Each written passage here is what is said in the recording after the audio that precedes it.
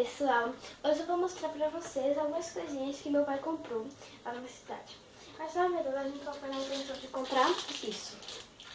Mas aí a gente terminou comprando outras coisas, porque pai me foi em algumas lojas e eu saí pedindo pra ele, porque eu gostei muito, achei muito fofinho.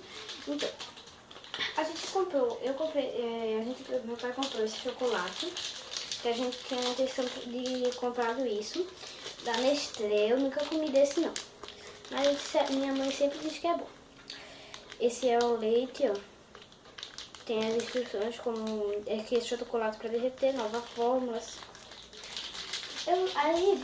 E ele custou, meu pai comprou num atacadão e ele custou R$16 e pouquinho. Fui comer no McLanche com meu pai, só que eu só como McLanche feliz, então toda vez vem um bonequinho, aí eu coleciono, né? Tenho vários bonequinhos. Aí, ó, tenho esse daqui, eu peguei esse daqui, que é de cada um na sua casa. E, ó, ele faz isso. Ele é um monstrinho. Aí tem esse negocinho daqui que, se você perceber, ó, eu não sei se dá pra perceber daí, mas ele fica mudando. E ele dá um grito, ó.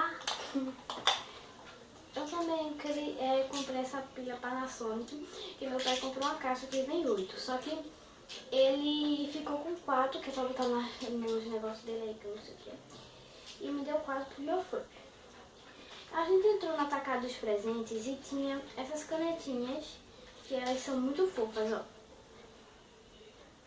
Elas custaram, eu acho que no máximo R$5.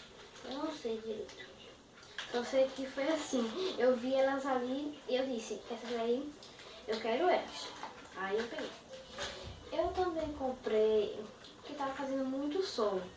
Aí meu pai sabia que eu não tinha óculos, né?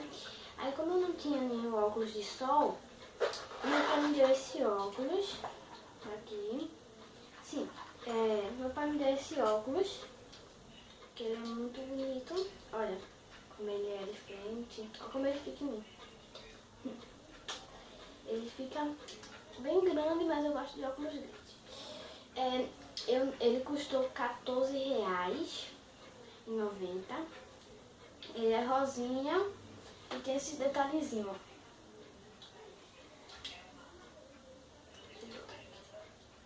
Essa caixinha daqui não veio com ele, foi porque meu pai comprou fora.